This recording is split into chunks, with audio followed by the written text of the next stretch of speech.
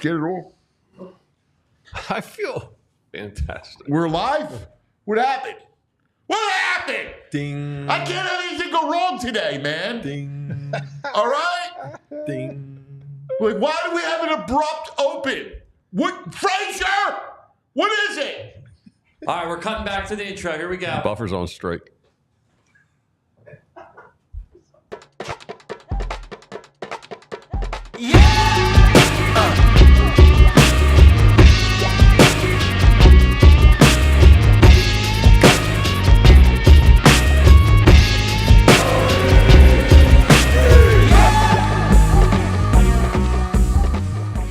Hello, Philadelphia! I'm Bruce Buffer. It's time for the Anthony Gargano Show! Okay, that's better. Good morning, everybody. Happy Game 3 of the NLDS Phillies and Mets edition. This is the Anthony Gargano Show presented by Trumark Financial Credit Union. Go to Trumark.com, so that's PHLY, to find out the credit union difference. All right. I am out of my mind being nervous. All right. I am so nervous right now. And it's nervous energy. It's everything. I'm going to tell you something. When it's the 5th inning on Sunday and the Phillies bats are quiet, I was pacing. I was watching it get over to my buddy Tooch's house, and I'm pacing, and I can't take it. Being that close to death, like, I love the baseball playoffs. One of the things is a thrill ride, right? And like every pitch is a thrill ride. You never know if somebody going to jack one, is someone going to make a great catch, right? Is there going to be a pitch that changes the entire scope of this series? Just like in playoff hockey, right? One goal, one shift up ice, one power play, one penalty kill, right? Like all that stuff. Baseball, it's even more pronounced because it could switch on a dime. The whole series could switch. I'm not ready, right, for this thing to flame out. And I don't believe it's going to. I look at Nola and I feel great that Nola is on the mound. I think that the comeback on Sunday, the bats being alive, like the bats showing life, makes me feel so much better, right? Like that's a big deal. The bats coming to life on Sunday. Because if they had won 2-1 on Sunday and the bats were still quiet, I would be worried. But I'm more concerned because I am worried. The fact that bats come alive is a big deal. The fact that Turner was on base. We know about Bryce and Casty, right? So Bryce and Nick have the great, clutch game. But Turner was key because Turner was on base. He got on base. That preceded the Bryce home run. He was on base, right? That preceded the Bryce walk and the Nick walk off. So that's such a big deal. Turner is such a key. And he will be again tonight as Manaea, the lefty, goes. Now, I know he's got some decent splits to right-handers, where he's actually almost as tough on right-handers as he is left-handers. I mean, we'll see. I guess he's got something that runs away from. He dropped his arm angle. I was talking to David Segui, who is our MLB insider on the Red October show, which I would love for you guys to check out because it's really inside baseball. So Manaea dropped his arm slot from here to here, which made him more effective. So he has a two-seamer that runs. So it runs away, and the way he has it, it'll run away from right-handers. So I don't know. I mean, I just know that Turner is a big deal. Like, he just gets these things started. He's got to get this stuff started. So, we'll see. I feel good about it. Like, I really feel good about Nola. I worry about the one inning. Like we all, he's going to give up a home run. Like that, whether it's Nimmo or Vientos, he's going to give up a home run. But I don't see giving up more than 2, right? You Phillies go 4. I mean, that's kind of the mode I'm in. And then you turn over the bullpen and hope the bullpen's clean. I guess that's where I'm at. I feel good, but it's on the road, right? They have not been home in a while. This will be a big deal for them. And, I mean, it's baseball. Like, one of the things that I hate saying, but it's so true, it's freaking baseball and it's freaking October. And weird stuff happens. Weird things happen in October. It is a month that's filled with mystery and the unexplained. And I just don't want that feeling. The way I felt on Sunday in the 5th inning, heart in throat, scared. Oh no. Dreading. I was dreading going to work. There's no way. I don't want that feeling. I can't have that feeling. I'm already nervous. I'm look, it's 9:00, right? The game's 5:08. Oh my God. It's going to take all day to get here. Wow. Well, we'll get into a bunch of stuff. I want to talk about the lineup. I want to talk about the bullpen. I think Topper's done a good job so far through the first games of the series. I do. I like his moves. I like what he did with Bohm. I thought it was smart to do that. We'll see. Maybe today it pays off. Maybe it doesn't pay off that night, that game, latter part of game 2, but maybe it pays off now. But I like the way he's handled it. I mean, the only move I would quibble with Topper would be Ruiz. I just don't want to see Ruiz tonight. All right? In a game that you got to win, I can't have him. I mean, the only way you pitch Ruiz is if you're just giving up on the game. Like that. That's it. You got enough arms that you don't need to go to Ruiz unless you're just giving the game up and preserving pitching. So, and I don't expect that to happen tonight. All right, we got lots to get to. Tom Verducci will be joining us at 10:00. He, of course, is part of the coverage.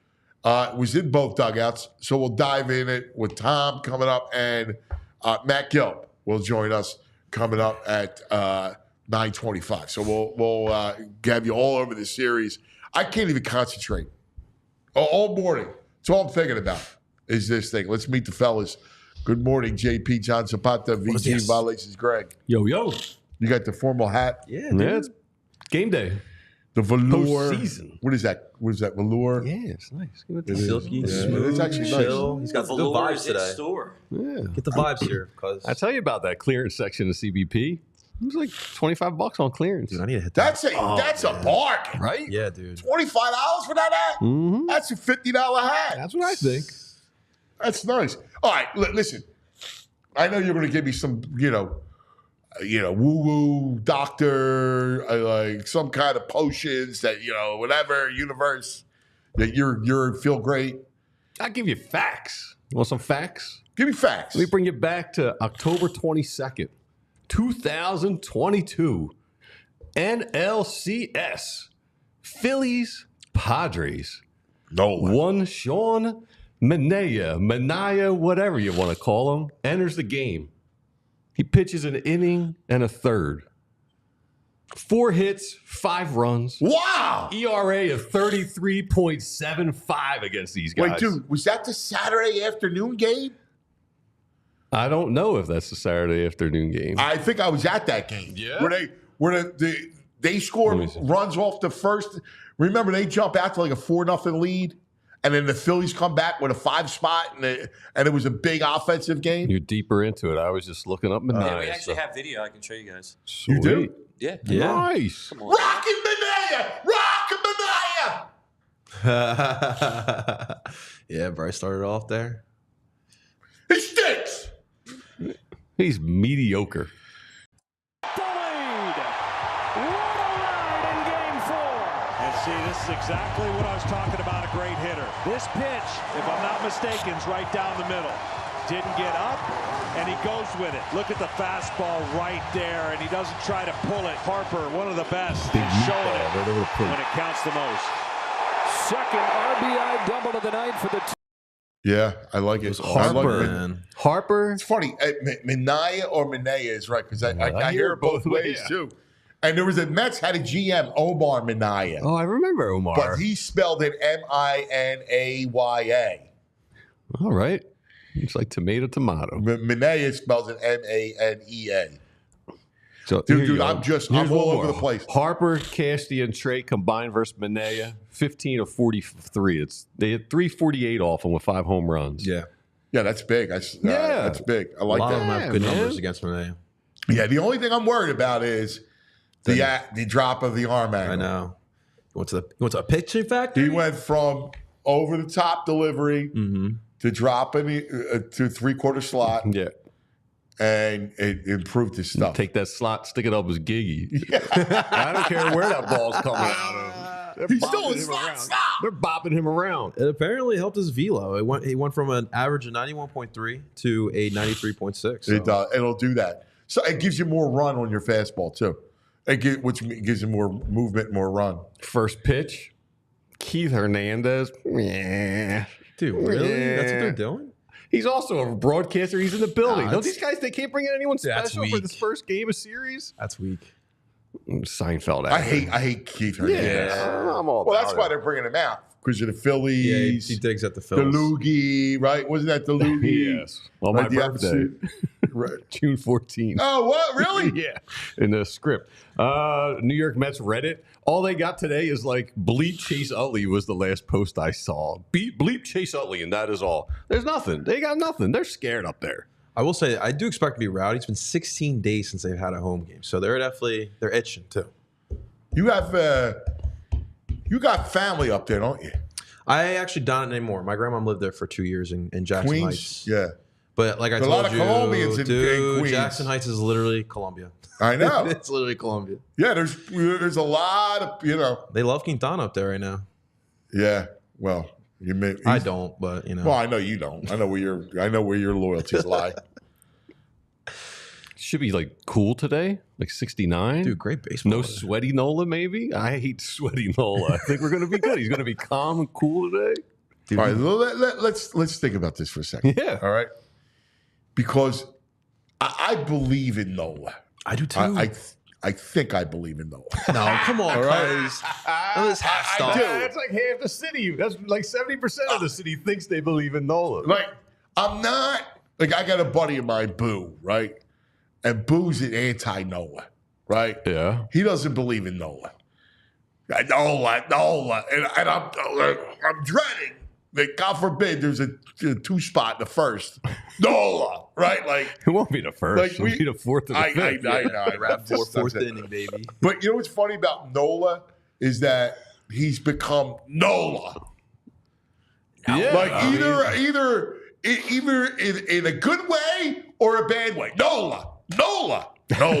Right. Right? Like, it's almost like a Ryan Howard vibe. You know, there were people people who were way more positive. Peace. way more positive on Peace. I remember the old heads hated Peace. Old heads struck out too much. That's what Really? Boo sounds like that to me. Wait. The old heads didn't like Peace. Yeah. On what I planet? know that. Oh. Philadelphia. Yeah. Kensington, my grandma. Really? I mean, I didn't know that. I will say this though. Nola is polarizing. Why? He's so subdued. He doesn't do anything that's by the polarizing. way, and the other thing is that all he does is give you innings. He's very consistent. I mean, we know what we're getting out of him. We have a great game and maybe one bad inning. That's what we're going to get.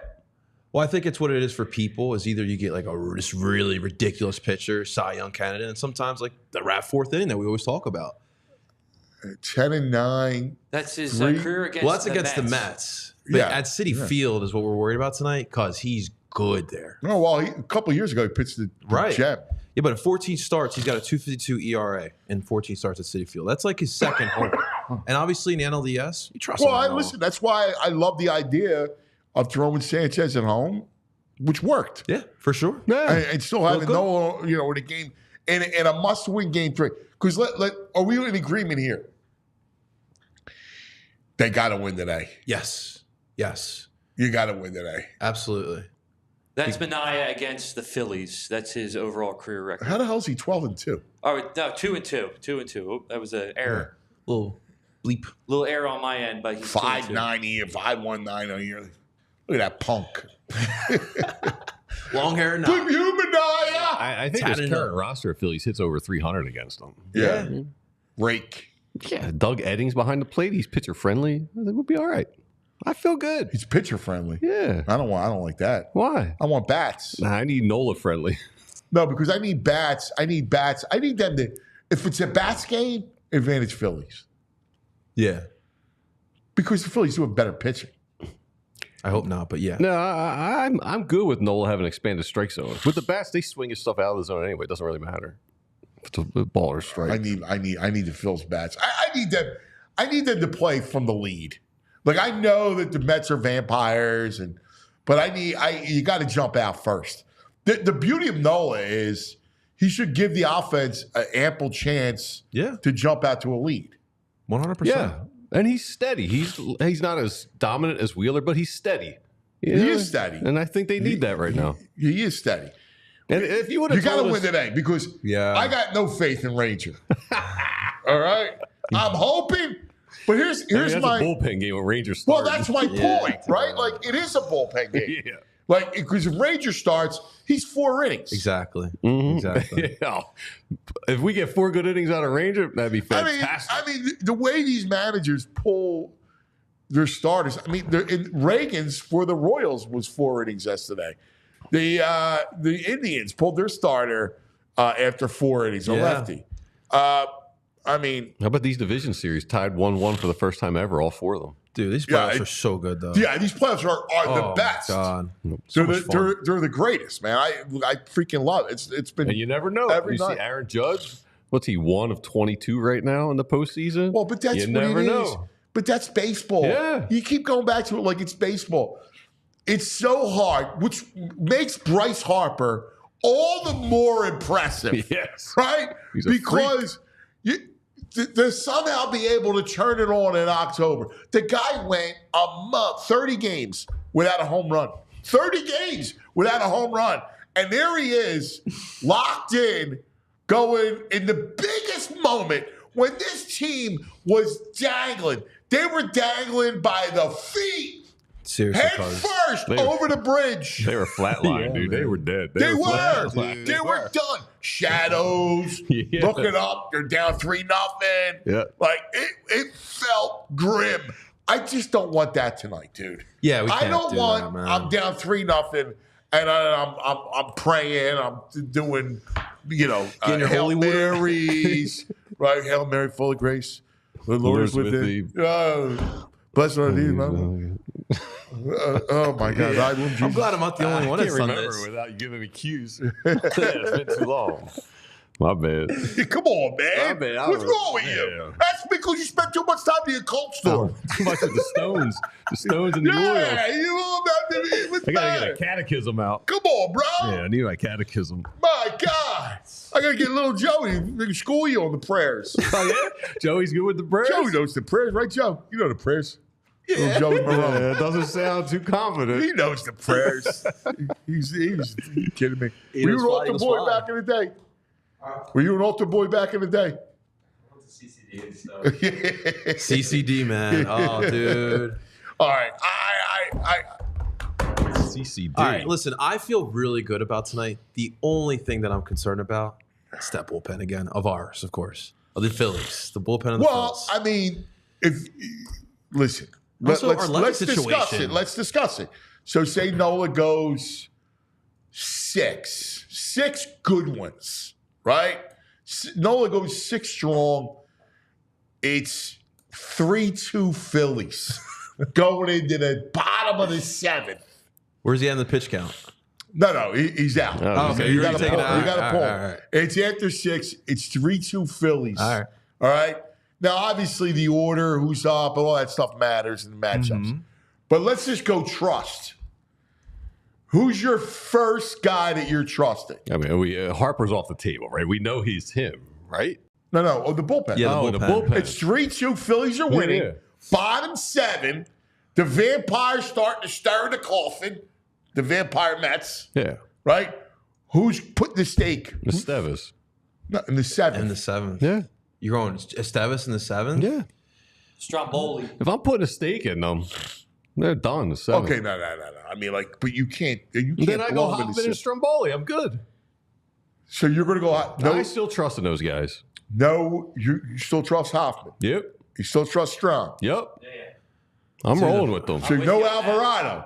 See, that's the What, are thing, you on crack? dude. Alvarado. I know, but See, here's again, the problem, right? Alvarado. Here's the You problem. scared you putting that guy in? Here's the problem. He's not the It's problem. like having one of the Three Stooges come in for an exorcism. He's not horrible. Yeah, but he's not horrible. He still has He's a just big shaking. arm. He's just shaking. It's a right wild now. ride. It is a wild ride, but if he's on, they haven't seen him. Yeah. Yeah. tough We've part, seen them. man. That's the problem. I would bring him in against Nimmo. Like if it's a Nimmo Yeah, situation, you know I bring Alvarado in against Nimmo. And if he walks, I yank him right off the bat. Yeah. You definitely have to have someone warmed up. If you bring an Alvarado in, there's got to be somebody warmed up. I know. Ready to I've been go. thinking I'm about that all afraid of morning, man. exposing Strom. You pitched him twice in the series, all kidding aside. You expose really. You know what happened with Alvarado against the Astros? You pitched him 6 times in the series. Valid point. 5 times. Yeah. I mean, You can't expose home and run. relieve. So few guys hit that out of the park. That's a fluke. I agree. dinger. I listen. It was at his eyes. Yeah. Vientos. I don't know how he did it. I'm with you, but you still expose him because you pitched him twice in the series. Caller makes a point. That's the only. That's my only thing I worry about. Such a wild card that Jose. I got Alvarado. one more fact for you to make you happy before Give we me a get into fact. it. This is the 3rd straight year Nola will pitch NLDS Game 3. Last year, 5.2 innings pitched, 2 earned runs. The year before that, 6 innings pitched, 0 earned runs, 6 Ks and 9 Ks. He's made for these Game 3s. Well, I told you 6 shines. innings. Yeah. We get 6 6 innings. good one out of him Yeah. where he's not super sweaty. Yeah, you get super sweaty. All right, well, we got lots to get to. I'm dying to talk to Matt Gelb. I'm dying to see what he thinks. He's up there, and you know, see what Matty thinks. But first, what do we got there, buddy? Let's talk about some of our friends. Absolutely. Let's talk about some of our finances. I know a lot of people want to talk about that these day and age, but listen, I know, and I think a lot of people are actually going to be going up to New York from the Philadelphia area for Game 3 and 4, and why not? Middle of the week, we got some great weather going on. It's like that great fall weather, so I don't blame you guys for going up there. And listen, New York's pretty expensive. Things can start adding up. So I want to make sure that all you people have the right tools for all your finance, especially for going on away trips like this one. And you need Trumark Financial in your corner here because they have great money management tools that'll help you keep track of all your costs, especially for a road trip like this one. Listen, 2 days in the ballpark, things can add up. Those prices up there are pretty expensive. So after you're done your trip, it's pretty helpful to kind of see everything you've spent on, see exactly where you spent on, and even have some tips of how you can possibly in the future do a little bit better on your road trips. Maybe spend a little bit less of that money. My favorite part about it, if you're in the ballpark, you happen to lose your credit or debit card, you can actually lock your card on that app, which is super convenient as well. Trumark Financial, they're just trying to, make finances easier for you, and that's why we love them, all right? So if you'd like some more information, you want to start your credit and career here today, one of 2 options. You can either visit trumark.com/PHLY, that's trumark.com/PHLY, or you can visit 24 branches here in the Philadelphia area. They'd be more than happy to answer any questions that you may be having. And of course, they can even get your credit union career started right then and there. Of course, Trumark Financial is federally insured by the NCUA and is an equal opportunity lender. Make sure you guys are checking out our friends over at Trumark Financial. While we're talking about making things easier for you folks, listen, tonight's going to be a fun night, right? A lot of people may not want to be cooking, but listen, if you do want to cook, get the grill out. I'm thinking about grilling some burgers, some dogs, maybe some chicken thighs, whatever it may be. And of course, Ace Harbor, believe it or not, is the place to go for everything inside and outside the home. Chicken thighs. Chicken thighs is not a big game day. Listen, cuz we're trying to also watch the Chicken thighs is not game day. I agree with this. Well, if you're not a chicken thighs person, if you're a meats person, Ace Hardware is the place to go. Ace is the helpful place. It's a helpful place. So I'm trying to be the helpful aunt. I love it, Gus. Get your grill, get your smoker, everything you need for barbecue, and it's everything there at Ace Hardware, including fixing everything around the house, in and outside. They have trained professionals as well. If you want to get your next project started today, visit www.acehardwarehomeservices.com to get started on your next project. And thank you to our friends over at Ace Hardware.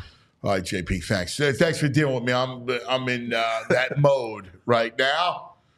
I cannot wait for first pitch. And a guy who is a great baseball guy, covers the Phillies for The Athletic. He's a terrific friend of the show. Our buddy Matt Gelb joins us live from the hotel room in New York. What's up, my brother? Straight from the telly. Chicken thighs are game day. Just mix them in with some wings. What's wrong with that? What's wrong with chicken thighs? No. Chicken thighs. Who invited Gelb?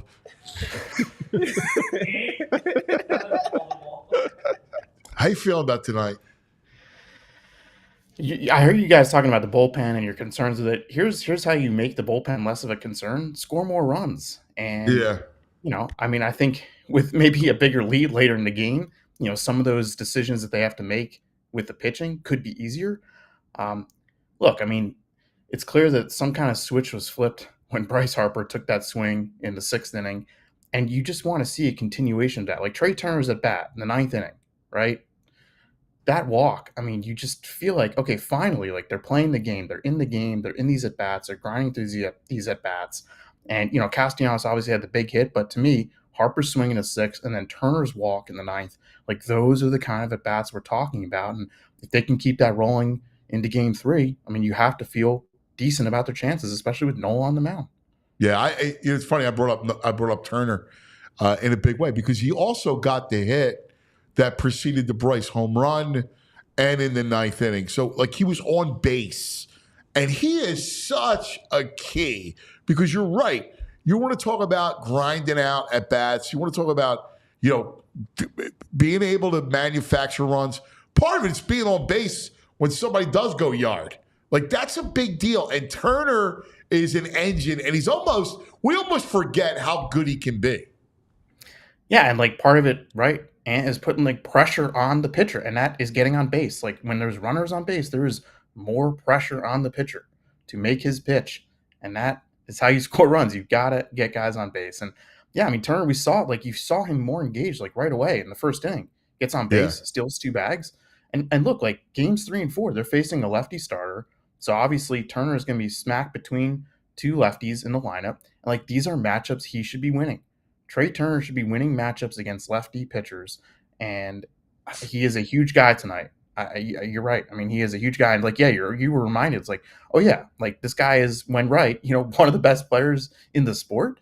And he makes such a difference at the top there when he's doing things, and they just need more of it. All right, so let's get to the lineup. Let's talk about this for a second, Matty. So, what do you expect tonight? Do you expect to have Sosa in for Stott, or you think he keeps Stott in? I would play Sosa, knowing that they only have one lefty in the bullpen. He's not good, so I can go to Stott early in the game. What do you think Topper does? Yeah, I think Austin Hayes will be in left field, and I think Johan Rojas will be in center field. And yeah, I think Edmundo Sosa will be at second base. And you're right.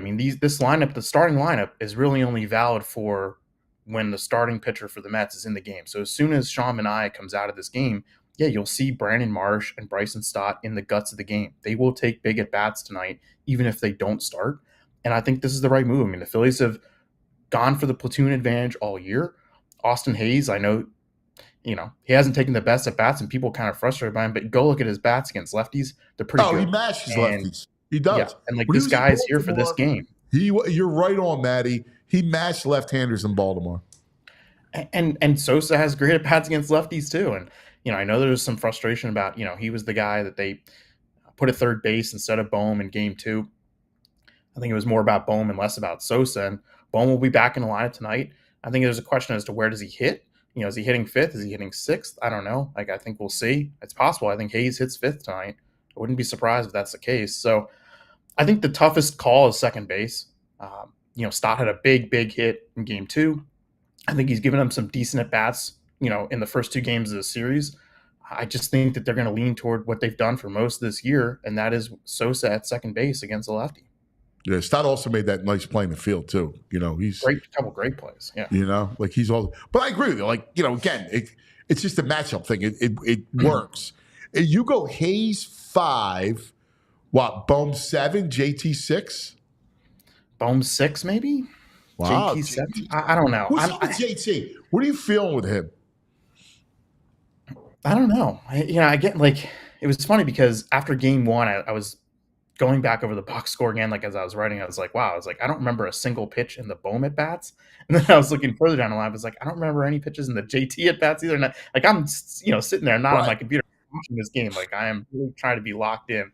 I was like, they were very unmemorable at bats, right? Realmuto, I don't know. It's funny because later in September, you're like, oh, you could see him get a little more locked back in. He looked like he had gotten a swing back.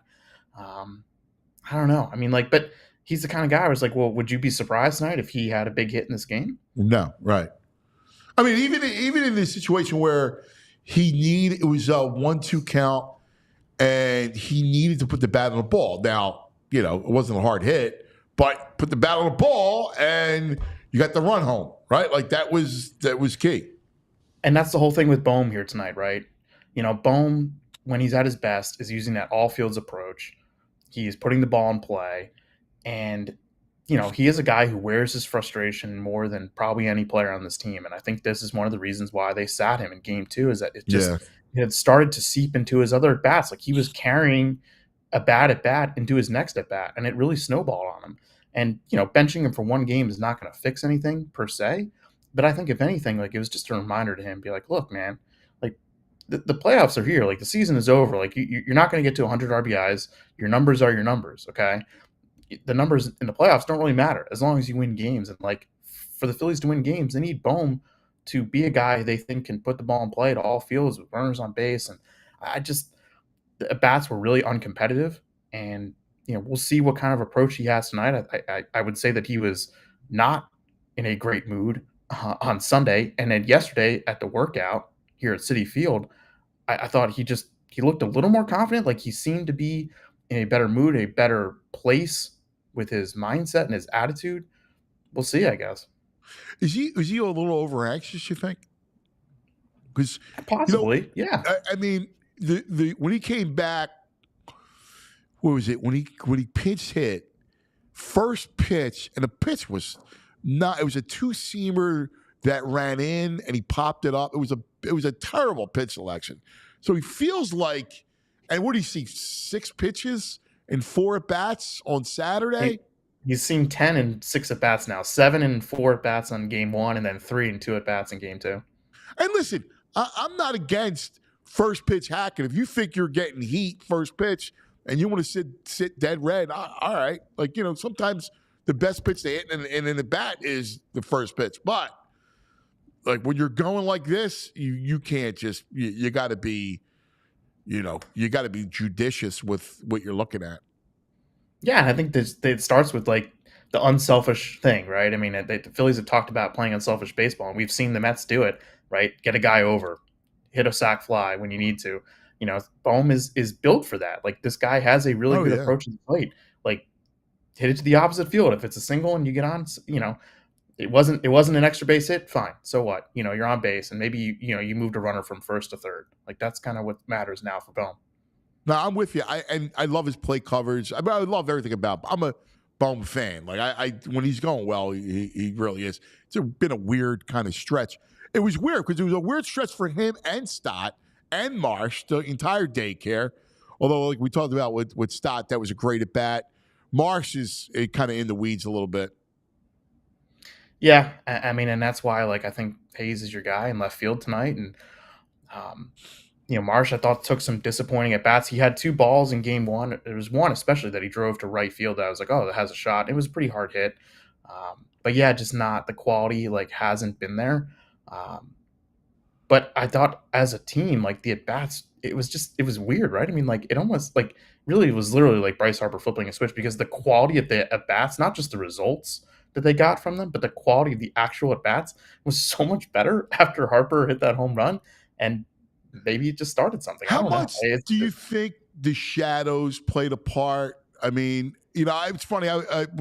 We have our analyst, David Segui, and we were talking about it. He had a great line. He said, it looks like a gray potato. Like, because you can't see any rotation. You can't. It just looks like this blob. It's real hard to really kind of pick up.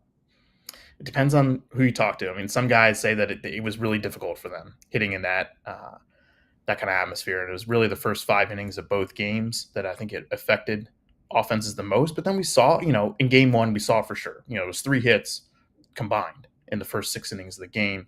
I think we saw the Mets take some better at bats earlier in game 2. So I think for some guys it is harder to see. Like for Castellanos, for example, like he was having a lot of trouble, I think, just picking up the spin on the ball. Yeah. And Brandon Nimmo described it as seeing like just like a black ball, basically. And obviously guys when they're in the box, like they don't see the seams. What they see is what they say. They see a dot, right? The dot, the fatter the dot, it's a breaking ball. Right. Smaller the dot's a fastball. And a lot of guys couldn't see the dot with the shadows. Yeah. And guys have said that it's hardest when the mound is covered in shadows and the batter's eye is bright. And so yesterday, the Phillies worked out at about from about 2:30 to 4 o'clock. So it was a little before game time. I think the shadows will be a bit of a factor in game 3 tonight. The game's at 5 o'clock. It's an hour later. The stadium is positioned a little differently, I think, than Citizens Bank Park is. So, but the mound will be covered, I think, for like the first maybe 2 or 3 innings of the game. So we'll see. But it might not be the same effect, as big of an effect as it was at Citizens Bank Park. Yeah, I'm curious. What's the vibe like on the other side, right? Like we talk about it, this Mets team, the first game back in whatever it is, 17 days, their first home game. They have this vampire thing going where they keep coming back on you. What's the whole vibe? You were there yesterday.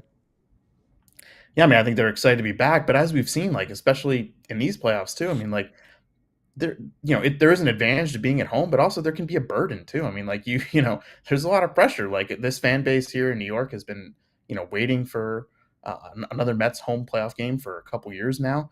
There was a lot of disappointment here. What was it? 2 years ago, in 2022, when they had a 3-game series at home against the Padres, could not win that series. And the frustration really mounted in those games. And now this is a different Mets team. There's different vibes. They come in with 0 expectations here. So I think it's going to be a great atmosphere. But all the division series right now are 1-1. None of the 4 teams that had home field advantage were able to preserve it. And so we'll see. I mean, I think the Phillies have a great thing with Nola going in game 3. Like he has pitched here so many times. He has pitched in high pressure, high stakes games on the road. And, we'll see. Sean Manaea, we'll remember him from the past. Like, remember, he was on the Padres in 2022 and got shelled in the NLCS that year by the Phillies. So he's a different pitcher now than he was then. Was that the Saturday game? That was game 4, the crazy game where both stars were out of the game. Yeah, remember they jumped out to like a 3-0 lead, and then the Phillies scored 5 in the bottom of the inning. It was like that was Manaea. Yep. And so I think it's going to be awesome. I mean, this all 4 series have been great. A lot of drama, and I'm really excited to see what the fan base is here tonight. We got a taste of it that last game. The last time the Mets played a home game was Sunday Night Baseball against the Phillies, like more than 2 weeks ago. The game where Wheeler started, the Phillies lost 2-1, and that night, like you kind of got a feel for it. It's like, oh, okay, like this place is awake now, and it's something that really haven't felt coming to Citi Field for for a long time, and it was pretty cool. So the Phillies got a taste of it. I mean, that's yeah.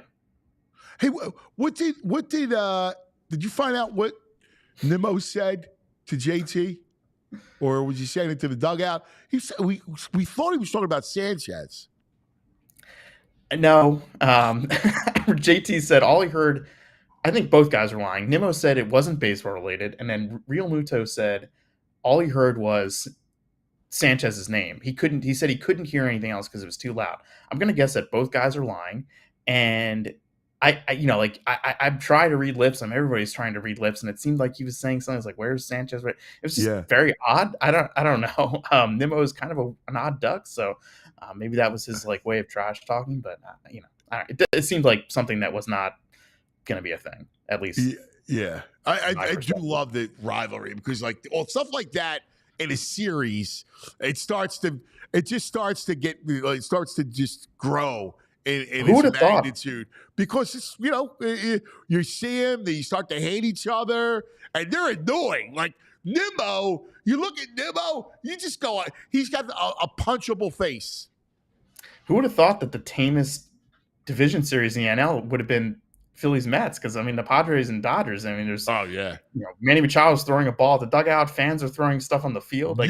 Phillies Mets looks like tame, compared to that. I guess we'll see what happens this week in New York. Yeah, it's crazy. It's absolutely nuts. I love Cody Clemens. I read your piece about him and Bohm and him bringing Bohm a Rocket Man shirt for him to wear. He just seems like he gives you such great at bats. He just seems like he fits right in with these guys. When you see Cody out there with them, is he just one of the guys? Oh yeah. I think this is a cool moment for him because last year, right, he made the team out of spring training, ends up playing a lot of first base while Bryce Harper is on the injured list, and then gets sent out in June and it never comes back. Was not on the playoff roster last year, was not a part of the celebrations, was really not involved, and he's really been enjoying this moment. And, I thought there was a chance that he would start in game 2. I get why they went with Sosa. They had Christopher Sanchez or lefty sinker baller on the mound. There's going to be a lot of ground balls. They wanted the better defender there. Of course, Sosa makes a misplay, even though I say that he is better than Clemens at third base. We'll see. Clemens could get another pinch hit shot tonight again because the Mets have mostly right-handed relievers. So let's say there's a situation where Hayes starts the game. Let's say a situation where Hayes starts the game, Marsh comes in for him in left field, Rojas is still in center, and then late in the game, the Phillies need a left-handed batter against one of the righty relievers. Clemens could be pinching for Rojas again, and you move Marsh over to center field. So we could see Clemens in a big spot again tonight, no doubt. How do you think Topper looks at the bullpen? We were talking about it earlier. I think he's managed a really good series. My only one I would quibble with would be Ruiz. I don't want to see Ruiz in a game where you have to win. I agree. I thought that was just a really odd move, and asked him about it again yesterday at the workout, and said, "Look, he's one of the guys that we do trust." And this is not an Alvarado series, right? And I heard you guys talking about him before this. It's tough because I know he did not do well against right-handed hitters this year. The Mets are right-handed heavy. Really the spot for him would be maybe with 2 outs and Nimmo coming to the plate. I think they would love to get him on Nimmo. I think that is a plus matchup for the Phillies there. They just are worried that if Nimmo gets on and now all of a sudden Alvarado's facing Alonso with runners on base. Yes. And that could be a tough one. So I still think that Hoffman is their guy in a tight spot tonight in the 7th inning. Hoffman's their guy. And, he did get that 1 out to finish the 9th inning in game 2 when he came in for Strom. Hoffman's their guy, especially against righty hitters. So Hoffman, Strom, Estevez, maybe they push Estevez. I know why he didn't go to Estevez for the 2nd inning. It's if Estevez comes back out. Was he protecting against Winker as the pinch hitter against Bader? And then I'm sure he wanted Lindor batting right, not left. Correct. And that's why he went to Strom. And, if Estevez stays in, Winker pinch hits to start that inning. They really are, I think, kind of scared of the Winker matchup, against the righty relievers. He's a tough one right now. And so, you want Lindor from the other side. So that was why Strom was the guy. And again, my only worry about that, was Vientos against lefties. Now, look, that pitch, God bless. You're not supposed to hit that ball out. But, I think they'd be pitching Vientos a little more carefully now. Yeah. He's pretty good. He's going to see more spin, right? He hits fastballs. So he's going to get more breaking balls, I think, for the rest of the series. A lot more breaking balls. Yeah, it's smart. Hey, man, I don't think you had anything to do with this. I hope not. But the Athletic ranked the postseason ballparks as far as the best. And there's a new number 1 this year with San Diego taking over. I did not have anything to do with this. I did not think you did. This is outlandish. Yeah, I mean, they've had a couple of crazy. games there. Give it a rest. I mean, it's nice, but come on. Hey, real quick about Manaea, because he's not the same guy that pitched in 2022. It was funny. I was talking to a friend of mine. So he lowered his arm slot, which is giving him a lot more run on his fastball. And I guess now he's got a little bit of reverse splits. So what are you kind of expecting out of him? He's not even the same guy from June this year. I mean, he made this change in the middle of the season, and I think what helps the Phillies is that they did get to see him in September. Because they'd seen him early in the season, and he was still had the higher arm slot. They did get a chance to see him, in September, kind of get an idea of like what he is now. So I think that will help them at least in their preparations. Now, this guy's had a great year, but I think on the Mets side, like there's a feeling that like a lot of their pitchers have really been taxed here, especially the relievers, and some of these guys are vulnerable, I think, and really, again, to me, it's like you got to put pressure on the Mets pitching staff. Just get on base. The Turner thing, I keep coming back to that Turner bat because that was his first walk in 3 weeks. That was the first time he had a 3-0 count in like more than a month, I think. Wow. Wow. Just, and it's, again, I get it. Hitting has never been harder in the sport. It is so hard to hit right now. Okay. These guys especially coming out of the bullpen, just have incredible stuff. Like, it's insane. And sometimes they show the umpire cam, which I hate, but sometimes it's kind of cool to see it from that perspective. You're like, how in the hell did these guys even make contact, right? Because like it's insane. But you just make better decisions, right? At the plate, just make better decisions, and you put some pressure on them. And like I think that the Phillies are the better team, and you start putting pressure on the Mets, and all of a sudden, like, the talent will start to show. No, dude, you're spot on, man. I feel much better. I'm nervous, but I'm much better. You're feeling much better with Nola on the mound. I feel like a lot of Phillies fans are, kind of stressed out because Nola's pitching tonight. No, I mean, Nola doesn't worry me. Yes, Matt. It's true. Nola wouldn't worry me as much as just that Mets magic, that vampire thing going. But their bullpen it's got to be shot. I mean, and first of all, it's not that good to begin with. Yeah, I mean, and we saw, like, I think one of the bigger questions tonight is, like, what is David Peterson's status? Peterson is a guy who started for them all year and closed out the final game in Milwaukee, and then 2 days later threw 50 pitches against the Phillies in Game 1 and was hugely important for the Mets to win that game. Like, he was tremendous out of the bullpen for the Mets. Is he coming back tonight? Like, for an inning, for 2 innings? Is he coming back maybe for a spot? If you go back and you look, right, I think it was his turn to pitch. Remember, he had to close it out against Milwaukee, right? That was his turn to pitch on this throw on the side. I mean, it was his day to throw on the side. So they brought him in there. So he would have to pitch Game 1. I think he would have started Game 1 if not for Senga, right? Senga says, I want to pitch. So they figure, well, perfect, because he's not stretched out. So they could throw Senga too and back him up with Peterson. Right. My hunch is that Peterson is available in Game 4 and not Game 3. But maybe there's a spot where, they really want to get him on Schwarber and Harper again in the 6th or 7th or 8th inning or whatever. We might see him. But I think that's a bigger question. Who do you have slated to go 4? It'd be Jose Quintana, another lefty. Quintana. Yeah. And it sounds like Senga would start at Game 5 against Milwaukee. Yeah, and they saw Quintana a lot, but the last time they saw Quintana, it was like Buddy Kennedy was playing third base, Weston Wilson was playing left field. I mean, they didn't have Bohm was hurt, Hayes was hurt, and they didn't have Sosa was hurt. All three of those guys were on injured list the last time they faced Quintana, and like those are three of your better versus lefty bats right there. Yeah. Oh, Matt, man, great stuff, great theater. This is why we do what we do. Because of the great theater that we love it, man. Nothing like October baseball, buddy. Can't wait to see what happens tonight. It's gonna be fun. Well, we'll be following you, reading you, the whole thing. Thanks, brother. We appreciate your time. See you guys. Great insight, Matt Gelb. Gelb. Athletic. Don't feel any better, guys? I do feel better. Listen, I'm just nervous. I got nervous energy. Stop with the chicken thighs. Chicken thighs. They're good. Chicken thighs He stink. was getting some love in the chicken thighs. The chicken thighs stink. Who cares about chicken thighs? Because we're trying to lose some weight. Okay, whatever. I'm Trying to be shredded for next I'm year. trying to do the same thing. I do a fast. All right? DG will tell you. You're miserable on this fast. I can't wait for this fast to be over. It's the slowest fast ever. All right. This portion of the program brought to you by the Bet Park Sportsbook and online casino app. Brain.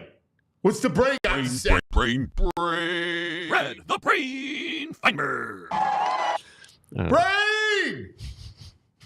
I am thinking something. First of all, are you fasting, Anthony? You look good, by the way. No joke. I fast. You look like you've lost weight. Yeah. You really do. Thanks, buddy. You look great. You don't want to see me after 3 o'clock. Well, see me after 3 p.m. Listen, I get that. I got to say something, though, Anthony. Yes. I have to say something because you've said it on the show countless times, and I want you to take a bow. I want you to just say, you know what? When I'm right like this, I just want credit because you deserve it. You've said countless times on the show, the NFL is a coaches league, and shame on Brad Feinberg for yesterday saying, you know what? The Chiefs are missing 4,600 players. They can't win another game with every one of their guys out. Kareem Hunt out of the league. Oh, we'll bring him in. Juju Smith are out of the league. We'll bring him in. A.J. Brown and Devonta Smith are out. Oh, my God, we can't do anything. We're missing those 2 players. We can't get a first down because those guys are out. The NFL is a coaches league. Now, you have the best head coach, the best defensive coordinator. Look what it does with that team. If you put any other coach on that team, I will not be convinced that team right now in this version with the injuries they have would be nowhere near. But you put Big Red there and Spagnuolo, Anthony, and you've said it all the time, the NFL is a coaches league. You could just rest your case and just, you would win. Thanks, buddy. Because that shows it. Yeah, it is. Like the Chiefs, I mean, it's ridiculous. Like people go, well, you got Mahomes. You know what? It's funny. And he's played okay. He plays Mahomes. Okay. I love him. He's great. But he hasn't been, they've won because of your coaching. You're right. Like the play calls have been, other than being too cute at the goal line. Yeah, that was a bad thing. But that was other than that, which caused the big guy get the interception. Other than that, I mean, the play calls, he runs the ball. Andy, it's funny. People used to rip him. He never runs the ball. He runs the ball. He always runs the ball. And he tries to throw early, and then he'll run it.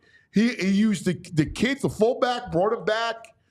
I mean, and Spags is he's a great defensive coordinator. I mean, look, the Saints have weapons. They shut down Kamara completely. And this is where Kubiak, I thought, messed up. He, instead of running on first and second down, right, and trying to establish Kamara, you got to throw it, and you should have went tempo. I agree. And that's the one you time go tempo. I know you loved the Saints last night. If they go tempo, they have more success on early downs. Yeah. Throwing the football. Yeah, I bet the Saints pretty big yesterday. Look, it was wrong side. I never mind losing wrong side like that. But again, it's funny, Anthony. Let me ask you a question. I always say to my kids, the only good thing about getting older, and there's only one, is that I feel like I always at least learn a little bit more every day. I get becoming a little bit wiser. With Andy Reid, to compare, maybe when he was with Philadelphia, he made some of those mistakes 12 years ago where maybe he did get a little too whatever. But now you see, I hate to he's just such a mature. Everything he does is just right. He's great. I mean, he is great. He is incredible. He's a great guy. I mean, again, look, you like success for guys like him. Yeah. Who get back to the sport, and he's obviously as good as it gets. But I'm just so impressed, and I know you always say it about just infrastructurally. Forget Mahomes. Obviously, he's great. But I'm telling you, there's a lot of coaches that if they were on that team right now, forget being 5-0. This team could be 2-3. This team could be the Bengals. Who knows? Yeah. And I'm just saying, but with a great coaching staff, it's worth everything, man. It's worth everything. And the Eagles lose their guys, they can't do anything. Chiefs lose their guys, no worries. Hey, real quick, I'm going to do this on the fly. What do you got? You do that other show. What time is that? What, the 10:45. Okay. So we got Tom Verducci coming up. All right. Yeah. So I want to, and Tom's coming on at 10. So I want to get Tom up here, and then I want to get he's on until 10:15. I want to get you back because Okay, I I'll want be to hear back. what you have to say about the series. All right? Yeah, I'll come back at around 10:20. Yeah. So I want take- to hear what you say about Mets Phillies, and we'll dive into a little And I have a Padres. place for you in the Padres. Padres Dodgers is awesome too. All right, but I'll call you. I'll see you at 10:20, guys. Okay, perfect. I want to. I don't want to shortchange him, and I want to make sure that we're on time for Tom. Yeah. So Tom Verducci, you watched the game. He was there in the dugouts. Yep. Got a sense of it. I mean, this series. He does great post game interviews. He's unbelievable. man. He's legit. Tom is one of the And he handled the best. Castellanos. Castellanos punked some of these reporters. He can't mess with Tom. No, Tom's serious, and Tom knows the game. He played the game. He knows the game. He's really good. All right, let me tell you about the Bet Park Sportsbook online casino app. It's got you covered for today's baseball playoffs. All right, look, think about it. It's Fightins. It's Fightins Mets. Nola on the bump. I mean, this is where it gets. 5:08 p.m. In Queens. Series tied 1-1. All right, this is unbelievable stuff. Great theater. And then at night, you got Dodgers and Padres, which is an incredible series, also tied 1-1. That'll be on, that's at 9:08. So we got a doubleheader today. I mean, you got to check it out. So whether it's, you want to play live in-game stuff, same game parlays, tied up with hits, I mean, runs, totals, you name it, the Bet Park Sportsbook online casino app has it. And by the way, new users download the Bet Park's online casino and sportsbook app. You get up to $1,000 casino bonus back if you're down in the first 24 hours. So you're watching the baseball, you have some fun, you enjoy yourself.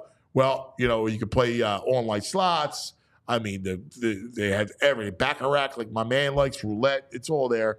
BetParks.com has all the details. Got to be 21 in PA, New Jersey, Michigan, Maryland, Ohio. If you have a gambling problem, please call 1-800-GAMBLER.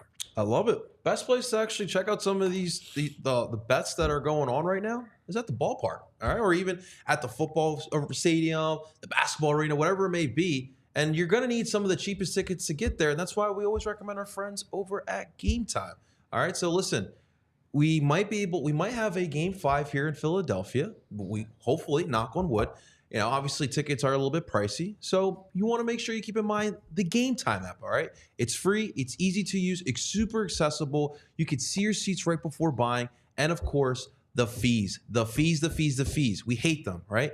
So every time you hit the checkout page of some of their competitors, you get all these fees that get tagged on. But with Game Time, you'll see the fees right before you hit the checkout page. It's awesome. Hey, Sunday, we got the birds back. Bye week's over. I know everyone's Red Octobered up, but we still got the birds, and they're going to be here on Sunday. So this is what you got to do. You need to download the Game Time app. Like I said, it is free. Create an account. Now, find the event you want to go to. Check out the prices. Get your tickets. And then at the checkout page, use the promo code PHLY. All right, this will get you $20 off your first purchase of those tickets. So what are you waiting for? All right, make ticket buying super easy and save $1 or $2. All right, we got people saving up to 60%. That's a lot of dough, ladies and gentlemen. So make sure you guys check out the Game Time app, and a big shout out and a thank you to our friends over at the Game Time app. All right, JP, thank you, buddy. As we get ready for first pitch. 5:08. And it's going to be one of those days, man. It's going to be one of those days where you wait and pace and walk around in your house at work, right? Trying to figure out what to do with yourself until 5:08 comes. I wish you would say it's one of those days like Fred Durst and Limp Bizkit. It's just one of those days. It's all about the he said, she said. She like Limp Bizkit. Yeah, me too. It is. It's got that feel, right? The morning of a game, and this is what makes this series. I mean, the fact that it's Phillies Mets, right? It feels like. I mean, it's one of these epic type of two teams that know each other intimately, right? Hate each other. That don't like each other. It's war, It's cuz. two towns. It's beautiful, man. It's everything in October, man. It's what October baseball's about. All right, now we got Tom Verducci's on the line. He is, fantastic. What a job he has done on this series. Manning both dugouts, giving us great color, interviews. Nobody knows the game like him, and I appreciate his time. He's going to join us on the phone as he's real busy doing it, between writing and doing all the gig. Tom, he's fantastic. Good morning, Tom. How you doing today? We were just talking about feeling tense, right? We got 7 hours and 8 minutes until first pitch. So there's a lot of high tension in the city of Philadelphia. Now, listen, man, you talk about living up to the billing. It's like a buddy of yours sees a movie. It's like, you got to go see this. You got to go see this. And you're like, all right. You know what? This is as good as advertised. Phillies, Mets. And, on the other coast, same kind of thing with the Dodgers and the Padres. We got baseball in October, man, that feels like the NHL. It's chippy, It's really, really good to see. I like the fact that you got some honest to goodness. I don't want to go hatred, but dislike, certainly between the fan bases. But even with the players, man, when you play each other this many times, the Mets saw the Phillies just, a couple of weeks ago. So familiar with one another. The games have been great. It really, this is everything based. The whole postseason really, it reminds me of '86. That was the best postseason ever. Wow. Hopefully we're on that kind of track. Wow. '86. That's it. Those were your formative years, buddy. Yeah. Were you Mets or Yankees growing up? When I was a kid, I was a Mets fan because my dad's first cousin was married to Gil Hodges. So we called him Uncle Gil and became Mets fans. And, you know how it is. Once I get into this business, I root for good stories. Yeah. I don't really root for teams. I root for good stories. Yep. And that's what I love about this series. You can't lose either way. These games have been so darn good. Well, you brought up the chippiness. Did you hear what Nimmo said? Well, you were down in the field. Could you hear it? No, I didn't hear what he said. I heard what he said after the game. It was not directed to JT. JT didn't say anything himself. He was kind of like, what the heck's going on? Right. Nimmo is like the nicest guy in the world. If you needed a dog sitter, you needed somebody to pick up your kids from school, he's the dude you would call up and you wouldn't worry. He's a really, really nice guy, right? So something happened there. It looked like to me he was directing something towards the Phillies dugout. Yeah. And listen, he started all the way down the line at third base, so you're a long distance away. So you got to put some effort into being heard if you're that far away, especially in a loud ballpark. I'll talk to him today and find out what it was. But, I don't think it was anything directed at JT personally, no. Yeah, it sounded like something with Sanchez. That's what they picked up, what you guys picked up on the broadcast. Hey, so first ball, it's 5:08 start. Yeah. With Citi Field, is Shadows, like Citizens Bank Park, Shadows, you saw it. It was funny. I was talking to Segui, who I still stay in touch with, and he's like, dude, those shadows, it looks like a gray potato coming at you. And it certainly affected both teams, I thought, in the first part of each game. Will it be like that tonight? Yeah, well, first of all, you're absolutely right about the shadows. In the first 5 innings of the two games, the batting average for both teams was 159. From the 6th inning on, it's 333. You could talk all you want about bullpens, but dudes could not see the spin on the baseball. Brandon Nimmo told me it was like trying to hit a black ball, which means you can't see seams at all. Yeah. You're guessing on what's coming there. Trey Turner told me that until that background at the bank becomes flat and not glistening with sunlight, you can't see. It's like taking a picture that's backlit, right? Your subjects in shadows or light behind it. That picture's not going to come out. And then I talked to Bryce Harper, and he's like, doesn't bother me. The guy's Superman. He's like, I really didn't notice much of a difference. But to your question, Citi Field, we're an hour later. So that's going to help. So it's only going to be, to me, about 2 innings rather than 5 innings. Now, when I talked to Turner, they saw Manaea at a 4:10 game in September at Citi Field. And he said with his release point and those fans out there in that section in center field, he couldn't see the ball coming out of his hand for the first few innings of the game. It's exactly the wrong kind of guy you want, a slingshot lefty coming out of that crowd in tough sunlight. But I think that's only an inning or two since we're an hour later. So thankfully, I think it shouldn't impact the game as much as it did in games 1 and 2. I hate to say it. Somebody's got to play at 4 o'clock, right? I mean, we all want to see as many games as we can in the postseason. But you ask any player other than Bryce Harper, they all hate the 4 o'clock. He dropped his arm slot, right, which gave him a lot more run on his two-seamer. And that happened, in June? So he's a pretty different pitcher than we remember. Yeah, Anthony, I don't know if I've seen anything quite analogous to this, where a guy basically on the fly, middle of the season, decides, I got to do something different. And he's pitching okay. It wasn't like he was terrible, but it was July 30th was the first time he went out there. And he's always been kind of a slingshot guy, but he went even lower, and he established now a greater angle. So he's lower, he's more offset from the rubber. So if you're a right-handed hitter, it looks like somebody's throwing like from around the corner at you. And, it's worked. I mean, he's been a better pitcher than, I think it's been 13 starts since then. He's been tougher to hit. He's going deep into the games. He's changed some other things with his delivery. He used to bring his hands over his head. He doesn't do that anymore. But the changes that he made have really been effective. And he's been really good. And as I said, he can pitch deep into games. He's a big dude. He's not like one of these guys, like we don't trust him third time around. If he's dealing, he's going to stay in. It's interesting because you also increased his velocity. I mean, that's wild. You just never see somebody change their delivery like that dramatically. That's a crazy story, man. Yeah, well, it happened. If you go back to the velo, it was the game, remember, a couple of years ago when he was with San Diego and the Phillies beat him up pretty bad at the bank.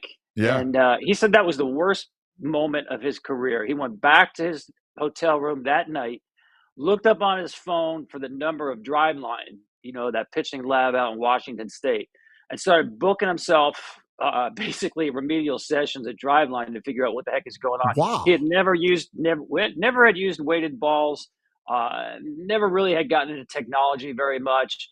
But he said that was the low point of his career, and a turning point as it turned out, because he's been much better and the velocity has gone up the last couple of years. Wow, that's wild. All right, let's get to the Phillies real quick. I got to ask you, we touched on Superman, but we got to talk more about him because he went 30 games without a home run in August and into September. When the bright lights of October come on, he is unbelievable. I mean, we saw him hit the big home run against San Diego through the raindrops that's off of Suarez that sent them to the World Series. Bryce is just clutch. He's unbelievable. You run out of superlatives, Tommy.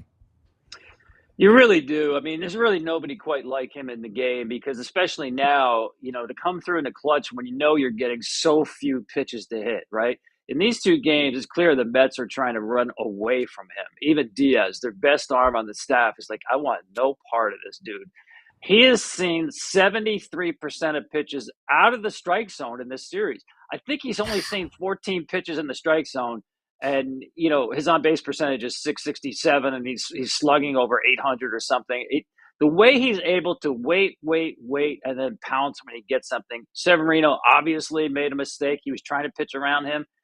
He's ready for it. I did a story with Bryce at the end of the season for SI, and he basically told me what you're seeing now, the guy who absolutely loves the limelight, the big moments, the bigger the moment, the better he becomes. He said that really has affected growing up and being, that kid in travel ball who everybody knew about it. I like to say Bryce has never taken an at-bat where he's been anonymous, like his whole career. I'm talking about 12, 13, 14. Yeah. Everybody in the travel circuit knew who Bryce Harper was. So he had the spotlight on him all the time. And something about the way he's wired, man, he just grew to absolutely love it, want it, and seek it. That's a special guy. Right, it's so true, man. And he'll love Citi Field. He loves that back and forth with the fans, the New York landscape, right? How big it is. He thrives in that. You know who else has been clutch is Castellanos. I mean, it was a great story, right? Because you know that when he's lunging off that breaking ball, that's when he runs into trouble, right? So the fans give him the when he spits on the one, the fans give him the Bronx cheer, and then he's like, the camera caught him, these bleeping people, and he then later said, "Look, it locked me in," and he wound up being clutch for the rest of that game. Yeah, I saw that moment too, and I thought lip reading him, he was like unbelievable. But hey, that's another thing I love about Harp is that he understands Philly fans through and through. That you take the bad along with the good, because the bottom line is either way, whether they're getting on you with the Bronx cheer like that with Castellanos or they love you. It's coming from a passionate place, and Harper respects that. And I think Nick does too, to be honest with you. But you're absolutely right. He's going to chase. That's who he is. He's not going to turn into a patient hitter overnight. But you saw what happened the minute somebody hangs something. He's always ready for it. So he's never going to concede you a strike. So that's what I love about Castellanos. He also loves the big moments. What's that, 5 walk-off hits now? Yeah. The fact that he is ready to pounce at any time. He's never going to miss an opportunity. He's a tough-minded guy who you want up there. I think, to me, it's going to continue to be a case where the Mets don't pitch to Harper in any meaningful spot. And it's going to fall to Castellanos and, to some extent, Alec Bohm. We've seen nothing from Bohm here the last 3 or 4 weeks. And to me, he's too good of a hitter, Anthony, just to say, all right, this is what we got at this point. No, they're going to need him. I mean, he's, first half of the season, probably their best guy with runners on base. That guy's still there. He just, I think he's made, 0 for 6 on 14 pitches. I mean, take a pitch. Come on. And I think he's just a little anxious. He needs a blue pit, something to go his way. But I'm telling you, that guy's too good of a hitter not to be a factor at some point. I know. He's got great plate coverage. I mean, you can see he's impatient. I mean, the first pitch after when he pinch hits, it's like a 2-seamer that's up, that's running on his hands, and he pops up. Like, it's not a pitch you can handle. Like, you can't swing at that pitch. Yeah, I love hitters who go up there pinch hitting, and they're going to smoke the first fastball they see. But you got to make sure it's in the zone, obviously. Right. And that one, you're right. I mean, he probably thought it was 4-seam. It just kept running, didn't have time to get the barrel out in front of it. And, being down there, near the Phillies dugout, I can tell you, I've seen the frustration on his part. I mean, the body language, you can tell how frustrated he is. And he's taking that into the box right now. He's just got to calm down a little bit, take a walk, take a pitch, trust yourself that you can hit with 2 strikes, because he normally does a good job of that. Turner, one of the things I think has been a key is Turner got the hit that preceded the Harper 2-run homer in the 6th, and then he got on base, which was key on that walk. Turner's an important piece of this thing, because I think certainly down here we forget how good a ball player he is, because he's been a little bit sketchy for the first 2 years since he's been with the Phillies.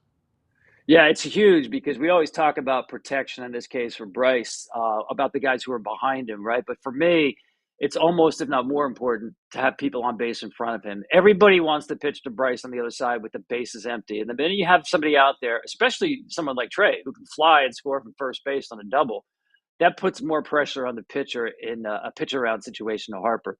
So Turner is huge for me. He's had good at bats. The interesting thing, and this happens in the postseason, when a guy has a hole or a certain way to pitch in the regular season, they'll go with some setup pitches. They'll maybe save something for later in the game.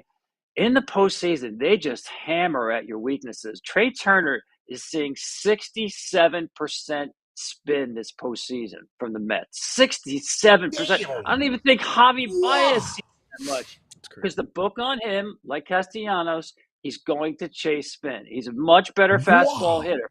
But you know what? He's, like you said, he's had good at bats. He got that single, I think it was on Diaz, on a slider. It wasn't a great one, but it was 5 sliders in a row they threw him. And I think he's made a good adjustment. He's figured out what they're doing with him. I think the Mets are going to have to go a different direction to be a little more aggressive with Trey, because I think he's kind of not defeating the strategy, but I think he's shown he's a better hitter against spin than maybe their scouting report said. So what's the whole feeling going to be like? We look at tonight from the Mets standpoint, kind of where are they at? Look, I mean, Vientos, my God, he's become such a threat. I mean, they just feel like they feel like they're invincible, even if they did lose game 2? They offensively, they do. Absolutely. They've got some issues in their bullpen. I think, Carlos Mendoza is a little concerned about what guys do I really trust. To me, they've pushed Diaz really far. I get it to the postseason, but his last 5 outings, he's averaging more than 30 pitches. That's not who Diaz is. You could do it once in a while. Right. But they've gone to that well a lot. And that's what happens when you play close games this time of year. I'm not saying it's wrong, but there's a toll to be taken. But I think offensively, man, you mentioned it. Vientos right now, he's the guy you circle the name on that lineup. I mean, you have to – I knew that I liked him going in terms of, pitch carefully, but he's just red hot right now. Marte's swinging the bat well. Nimmo's swinging the bat well. Lindor is having excellent at-bats. He's been on base a lot. So up and down that Mets lineup, they feel really good offensively that they're going to score runs. How they finish the end of the games, we'll see. It's always, to me, about who's going to match up on Bryce. Yeah. If Manaea is able to give them length, they're good. But other than that, it's all about those Bryce at-bats. It's the whole game, man. I used to say this. When you play the New York Giants when LT was playing, Lawrence Taylor, right? Before the pre-snap, you had to find him. Where is he? Because they move him around. He was 3-point stance. He was up. He was left side. He was right side. You had to account for him every snap. And I feel like that's the way Bryce looms over a baseball game. You got to figure out where's his spot. Who do we have ready when he's going to come up with a guy on base in the 6th, 7th, 8th, 9th innings? He just, because he's so clutch, he gets everybody's attention even when he's not in the box. That's a great analogy. You got to know where he is, like LT. That's fantastic. I guess they're gonna use Peterson that way. I guess that's the kind of way to do that, and that'll help your bullpen is if you have him out there late innings to match up with him and Schwarber. I think you're right. I think, he pitched Bryce tough the other day, and Bryce did chase. And that was the one time he had some guys on base, and he got out of it, wouldn't take the walk right there. A little too anxious, but Peterson's been throwing the ball well, right? So I think, he's probably the guy. Danny Young is like their third lefty. You're not going to see him in a meaningful spot. They'll try to push Manaea. If Harp's spot is coming around the third time, close game, I think Mendoza's going to stick with Manaea on Harp. He did hit a home run off him in London. He's got some decent numbers off Manaea. I don't think the sidearm bothers Bryce too much. But I don't know that Mendoza thinks, say it's 6th inning, he's got a better arm on Harp than Manaea. So you might see that a third time. Tommy, thanks so much, brother. You're killing it. All right. Enjoy it. We'll be watching you and reading you and everything else. So keep up the great work, buddy. We appreciate your time. Always a pleasure, man. Have a good one. Enjoy You're it. the best, buddy. There he is, Tom Verducci.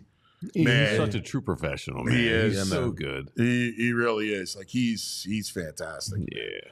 I gotta tell you, this is fun. Like playoff baseball, it's just fantastic. Like I love talking the chess match. Like and I loved his analogy that Bryce is Lawrence Taylor. Oh, it's right? spot on. Like where do you find? Like you always have to keep an eye out. When is he going to be up? When is he going to be up? Because you're right. Like he's right. He's so clutch. We have never had an athlete. If you go back to our childhood, Schmidt wasn't clutch. No. Great player, but wasn't clutch. Mm-hmm. Doc was not clutch. No. All right? Like Doc was a half a choke. I love him, but well, listen.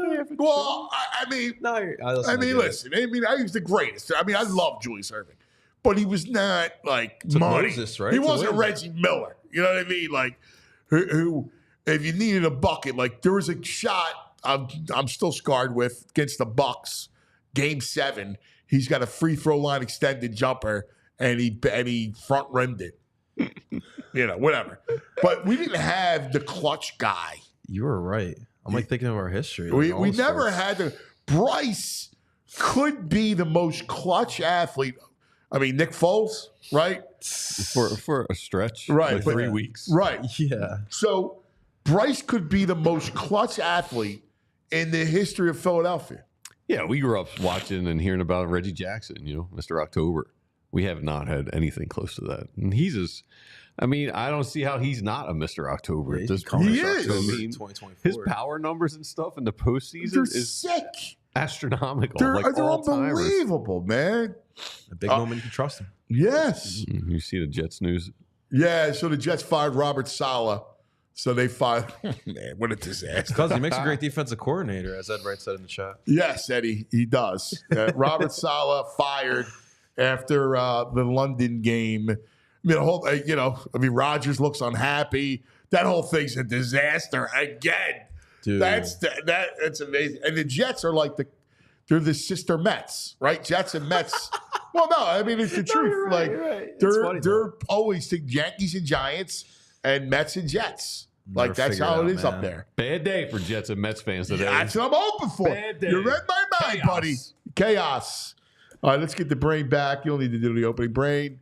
We got him. All right, buddy. I got to ask you. Wait, I got to ask you. Was Dr. J not again? Because we're in the exact same era. We grew up watching everything the exact same. And I remember that shot like it was yesterday. That foul line extended shot. They lost by 1 point to the Bucks. I cried. I was upset. Me too. But was that what? Was he 1986? I want to say it was 86. I think it was later. 86, 87. I mean, it could be right. It could. You know what? It's funny. It could have been. It was somewhere like that. But I got to ask you, like, was that really fair to say he's not clutch? I'm trying to think.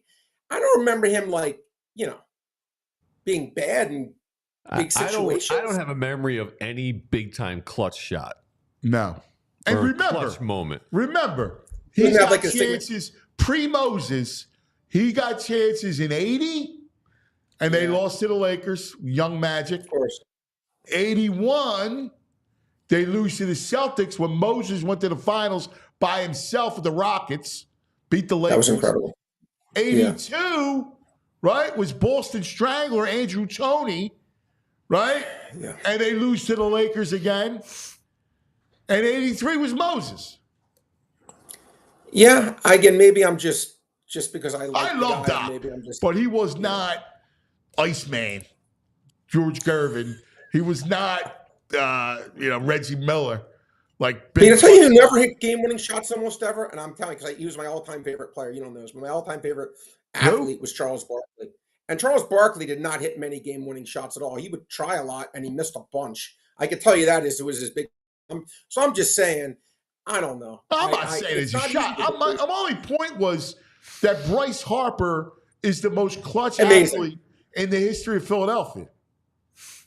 Yeah, that's probably fair. He stops up. He really steps up in that moment. I actually think that's very fair. He's unbelievable. Who else possibly could it be? Not McNabb, right? He threw interceptions at the end of every game. Any playoff game. I really want to think about this one, Anthony. It's a really good question by you because usually you think it probably would it be someone in baseball that just steps up that just. Well, nobody. Right. I mean, there was nobody clutch. I mean, I don't know. Jimmy Rollins had some big moments. Yeah, Jimmy. We had guys with spurts. Like I'm thinking AI, but there was just like a spurt. AI was too small to be. They did the last shot. That was a whole story that they would double and triple him, and he couldn't get the shot off at the end of games. Yeah, you're right. Look, I think that's very Bryce. And certainly not Joe. Joe's not the clutch. Unfortunately, no.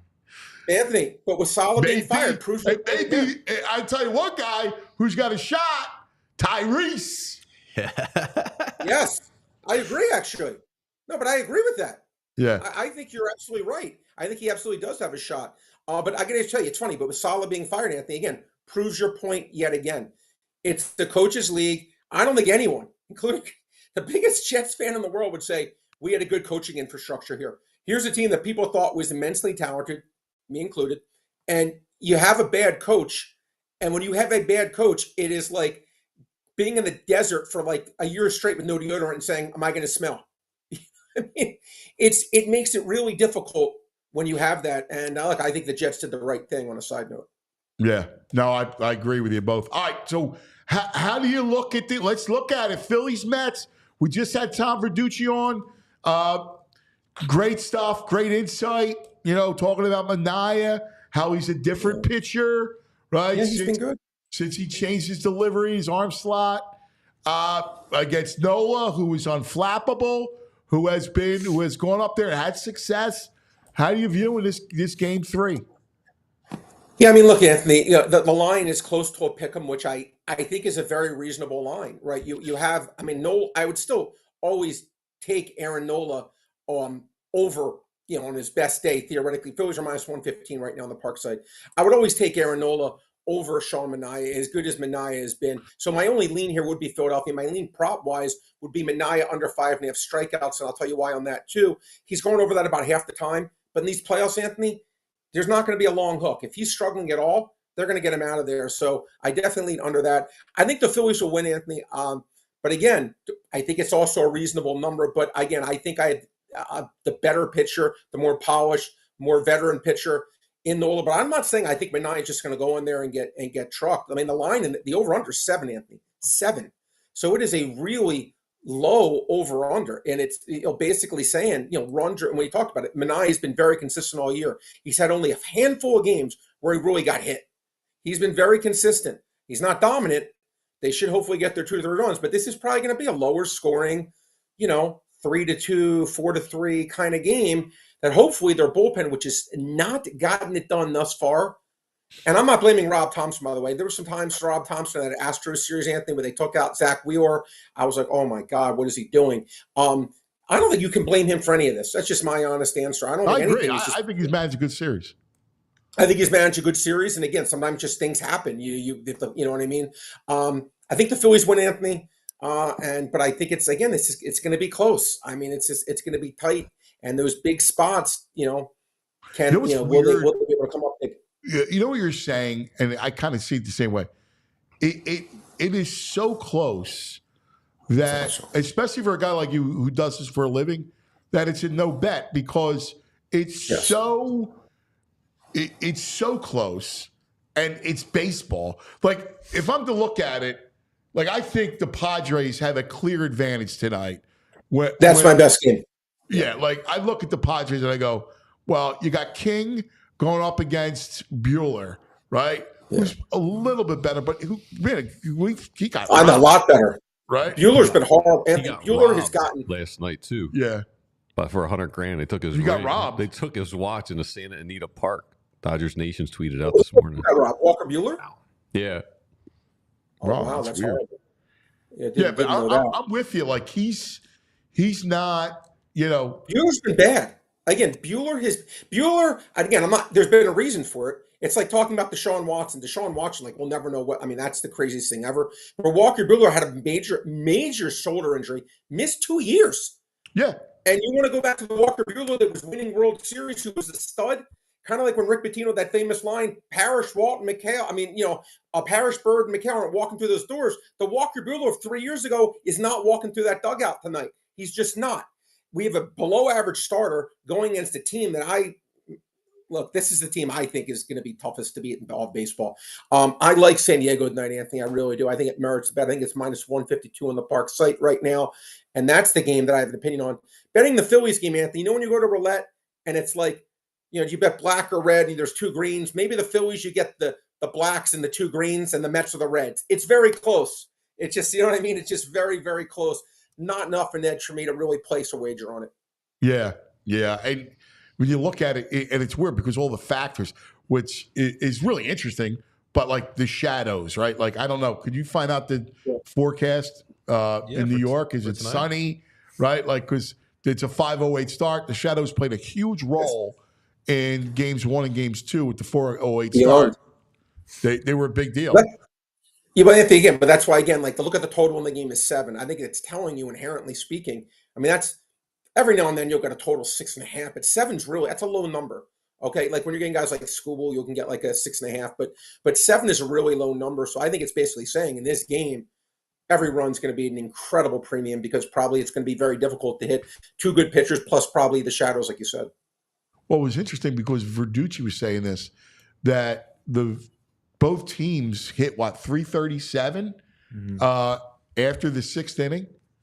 So against the bullpens, and like 117 before that. Yeah, they hit 337 after that, and which obviously you see it, right? You see it Sunday. I mean, the back and forth all game long after the 6th inning.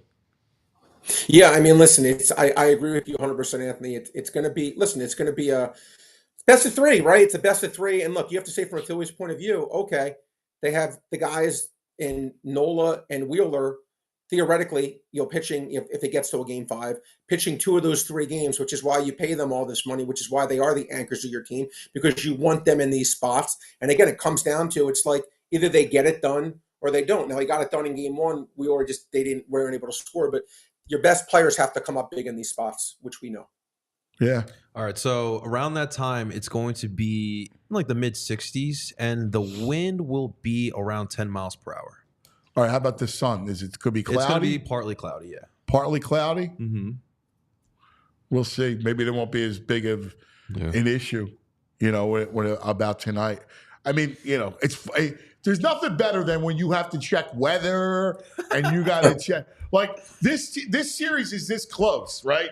It's such a ride, a thrill ride, that it's this close that, like you're looking for every edge you can. Like the Manaea thing's legit. The fact that he's pitched better in fact, Tom said it. July 30th is when he made the change, and he dropped his angle, his slot so dramatically. So since July 30th, Manaea is a different pitcher. Yeah, I mean, listen, that's it. That's I mean, that's a great. First of all, that's great insight by Tom, who obviously does this at the highest level. And look, Manaea, give him credit. I mean, and give the Mets credit for taking a chance on him. He was a guy that probably anyone could. Here, Anthony, but it's funny. I have to just go off on a little bit of a tangent here. When the Phillies gave Taijuan Walker 4 years, $72 million. And again, I'm not saying I can run a team. Please, I know my lane, but I understand value. That's one thing from being a sports gambler. I always understand value. And running to give Taijuan Walker 4 years, $72 million at the time, this is not hindsight. I said at the time, I could find pitchers like Manaea, who you can get for nothing on a smaller deal, who are going to be just as good. Why commit $72 million to a pitcher who's below average? What are you running to do? Like, why? And that's how you, when you're a team, you get good bumps like this by making decisions like that. I just had to say, I mean, because again, I don't like when these teams rush to pay mediocre talent crazy money. I mean, you don't need to do that. No, but good signing by the Mets. I give them credit that, they get Manaea, and he's given them a great year. But again, this is a different situation, more pressure, a lot more pressure. I don't think Manaea's ever been in a playoff game, Anthony. Am I wrong on that? No, Phillies beat him up. Tattooed him up. The 2022. He pitched game 4, Phillies Padres. He pitched an inning in the 3rd. Oh, okay. And he got well, there you go. Okay, well then maybe it is a different thing and much more pressure, obviously, in these spots. Maybe Manaea just doesn't have it today. Well, we'll see. But I think the Phillies pull out a close one, Anthony. I'll call it 3-2 Philadelphia. 3-2 Philadelphia. Wow. And you also, what tonight is? What's that, cuz? The opening of the NHL. Actually happened Saturday, but I get it. Those I get what you're saying. Games. I mean, that was terrible idea, but I see what you're saying. Today's actually the first day where you got 3 games in the NHL. Hot. I will be in Vegas for a Vegas Knights St. Louis Blues game, Anthony, on Friday night. So wow. Yeah. Are you serious? It's fun out there. That's cool, meeting Carson out there for Vegas, little dad son bonding out there for the weekend. So we will be going to that game. So I'm looking forward to it very much. I always wanted to go to a Vegas Golden Knight game. Oh, that's awesome. Oh, that's cool. All right, listen, enjoy. We'll talk to you tomorrow. Great stuff as always. Padres tonight. Yeah, I agree. Padres minus 152. Padres roll. Padres, they're nasty, the Padres, dude. How about the Royals? Listen, they've been tough. They're dangerous. I keep saying it. The 4 best teams are in the National League. American League will get trounced, in my opinion. Whoever comes out of the National League should trounce the American League. Yeah. That's my. I'm with you. Nothing on Florida International at Liberty tonight.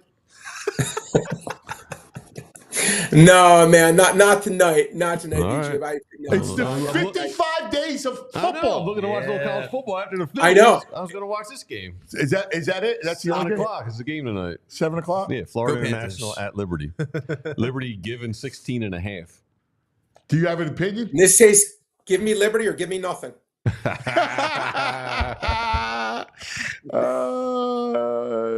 I think great. we're also 30 days from college basketball. All right, bro. Listen, good stuff. I'll catch you man. guys tomorrow, buddy. As You always, you're the best. The brain. Check it in. Brain. This portion of the show brought to you by Rite Aid. Get all of your favorite goods. Get your scripts. Get your flu shot. Got to get your flu shot. Rite Aid. RiteAid.com. Nearest you. Love Rite Aid. Ruth and Marge take care of me. They're like my aunts. Yes. Like my Rite Aid aunts. Yeah, it's fantastic. Your DDs. Coming up, I want to go through each player. We're going to go through the lineup and the bullpen. All right, Love it. and we're going to go through and get vibes. All right, how we're feeling about them. Yeah, we might have to analyze Brad's shirt too. Oh my God. You know what's funny? I didn't even I notice. don't know it. how you didn't notice this. Oh, yeah, it was- Do you have it readily? We'll do it after the ads. collar. I'm gonna call him Violations Yeah, Madden yeah. now because, dude, People were calling gotta- it a it's like V-neck, John Madden. but it wasn't a V-neck. No, it's a sag neck. It was It looks like a it was sag. outstretched. It looked like King Kong put his Yeah. head through the It was collar and uppercase. outstretched it. Uppercase U. Really? What do you got a picture of it? I get All right, pull let me both. let me tell people about our fine sponsors, Yeah. and you find it. I love the fact you noticed that. Hey, let me tell you about the Bet Park Sportsbook and online casino app. We talk about it all the time. It's the best, right? And we got a big night tonight. Phil's Mets, Nola, Manaea. We've been talking about it all morning. And so if you suss out something, right? Like we're talking about the shadows. We're talking about what's happening, early in the game. So if you got a feeling, like you go, you know what? I think the Phil's bats are coming alive. Maybe you go Phil's over team total, or the Phillies minus a run, right? There's many ways, a myriad of ways to play on the Bet Park Sportsbook and online casino app. And I am with Brad. I love the Padres. So Michael King is fantastic. His stuff is ridiculous. And they're back home in San Diego. And San Diego is like the West Coast us at the game. The way they celebrate the games, it's just like Citizens Bank Park. So it's pretty good. So they'll have a huge home field advantage. So I would go Pods tonight for sure. We're doing a little Mets pod, the little Phillies and the Pods parlay, right? Like something like that. You can do that. You can mess around with all that stuff. Check it out. The Bet Parks online sportsbook and casino app. In fact, while you're playing, right, you can also use a little casino action. You got the roulette, the live blackjack, you name it, right there. So check it out. New users, in fact, if you're down in the first 24 hours, you get up to $1,000 casino bonus back. BetParks.com has all the details. You got to be 21. You got to be in PA, New Jersey, Michigan, Maryland, or Ohio. If you have a gambling problem, please call 1-800-GAMBLER. And what are we talking about? Rothman. yeah. Rothman. You're back out of whack. Save to my turn us neck, dude. Are you about to turn us into NFL Films, cuz? Yeah, I don't know why I do that. John Facenda, was it Facenda? Was his name? Yes. The autumn wind is like a pirate. Joints aching, hands cramping, back out of whack. Rothman's got you. At Rothman Orthopedics, practicing specialized care has been their passion for over 30 years. 50 years, what am I talking about? Their mission is high quality, compassionate, and affordable care rooted in research. Research leading to new treatments and better outcomes. Each Rothman doctor is laser focused on their specialty. So hip, knee, spine, you name it, all right? They have a team for each body part right in your backyard so you can cross over the defense again, drain those jump shots again, and you can also kind of root for our teams like no other fans in the country. They are Rothman Orthopedics, and they specialize in you, all right? You got to check them out. They are the best. I tell you about them all the time. They have saved my Achilles tendon from surgery. They're amazing. I got my knee, but way back in the day, I got my knee done there. They are fantastic. You can visit RothmanOrtho.com. That's RothmanOrtho.com/PHLY to learn more and to make an appointment. All right, boys. We've reached that point. We're in the home stretch of the program. How are we feeling? Yeah. Now, the red is like an estimate of a nice crew neck. The blue is an estimate of a nice V-neck. This collar opening. It's a U-neck. The U-neck, baby. It's all about the U. It is humongous. It looks like a bowling ball went through that shirt and outstretched it. Definitely not your head. No, definitely you fit 3 of my heads in there. Dude, Brad is never He must safe put the here, hat man. on first and then the shirt. It's so outstretched. Because it's the brand. I just got an email about man grooming sales. He's a little bushy on the top of the chest. Dude. Shave it back a little bit, bro. Wow, you guys are tough, man. Yeah, like I didn't even notice. Come on, you're coming on the broadcast with tens of thousands of people watching. You're on the Anthony Gargano show. We're a proper neck. All right, let's get a PHLY shirts and hats. We got to sell them out, uniform. bro. We'll get him a care package. Yeah. Vince, we got to get Vince with a caper. Nona. Vince is Nona. Yeah. Definitely. Yeah, Pellegrini. Love him. Where's Pellegrini? Some stuff. All right. Well, yeah, we'll get that going. All right. I want to do this. I want to go through the championship. All right.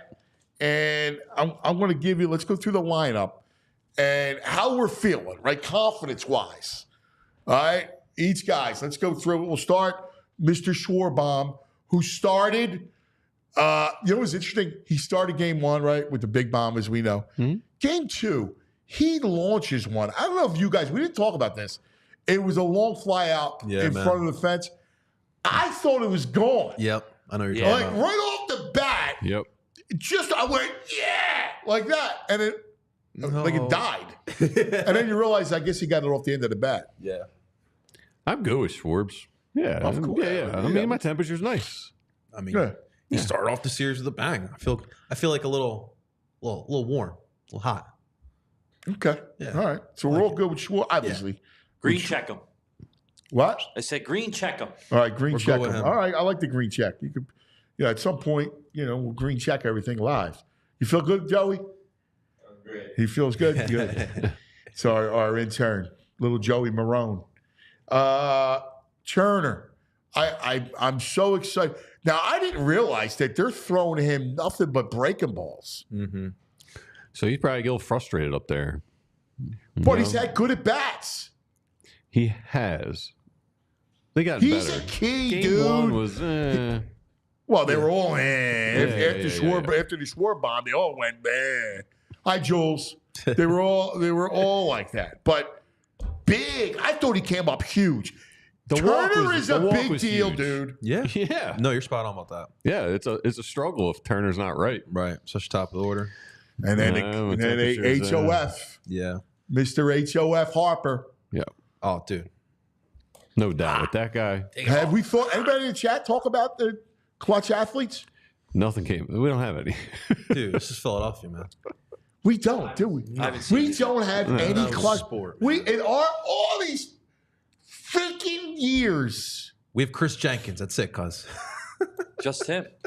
Just Harper. Chris Jenkins. No, baby. Well, someone said, and I believe it's a reference to Nails. Crazy Lenny was clutch. Yeah. Yeah. Crucker. Nah. Dykstra was clutch. I didn't really live through it. I mean, was Carlton Lindros ever clutch? but- Nah, he wasn't a choker, Okay. but he wasn't like The 97 he finals, wasn't going to come up like and go, get the goal we needed. Yeah, like he wasn't that. He wasn't. He 97 finals. That was a collective. Oh well, fail listen, they got run off the ice by a good by team. the Russians. Yeah. There was the Fedorov, right? That was the Russian Red Wings. Would you say Utley? Chase Utley? People are He bringing had some him up clutch in the moments. chat. Yeah, I mean, he and Jimmy were clutch. I don't know. They were not on Bryce level. No. That's why I said like we had athletes at spurts, but like a Bryce moment, like this is a 3-year stretch. And even like, when they were trying to make a run toward the playoffs when he first got here, he got high, carried them for like the second half, trying to will into the playoffs. Remember the first year, the Grand Slam against the Cubs? Lindros, 50 games, 57 points. Pretty good in the postseason. Yeah. But you remember him going, like, here's what you remember. Devils. Oh, dude. Well, that's traumatic. Trauma affects you more. Trauma sticks with you. That's why I'm going to therapy today at 4 o'clock. It's that trauma. There was nobody. I mean, obviously, Rose helped them win, but he wasn't really clutch. Like, I'm just trying to think about Andrew Toney was clutch. But again, and he flamed out because of the foot. Yeah. Are we going multiple years clutch? Are we like clutch? That guy's clutch. Because like, if you really want to, at least in my opinion, if you really want to go clutch, Carson Wentz before the injury that year, they go to the Super Bowl, clutch. Turn this mic off. Not Carson long. Wentz I can't go Carson. I can't go before with he gets hurt. Before he gets hurt that year, He had a good year.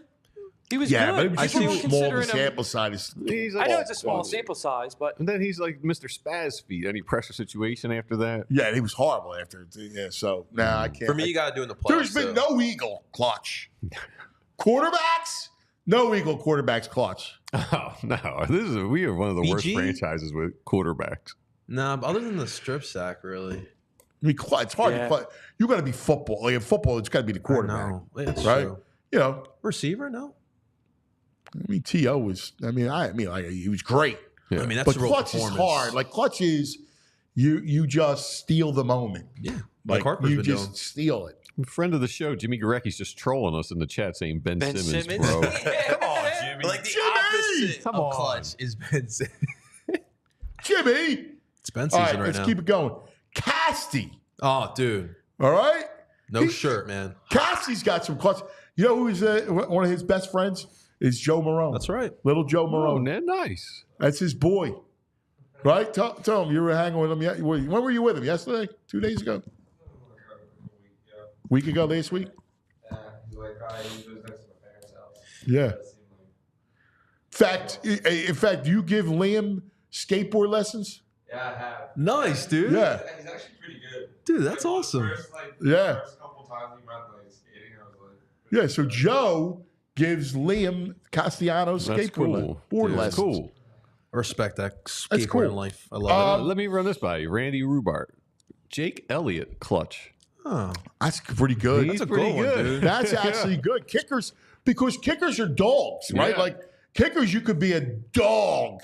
You could be a choker. And we all feel pretty good when Jake's Yeah, on the I field, agree. too. That's a good one. Yeah. Has it been there like 7 years now? That's a good one. Yeah, no, I Trying to mean, see.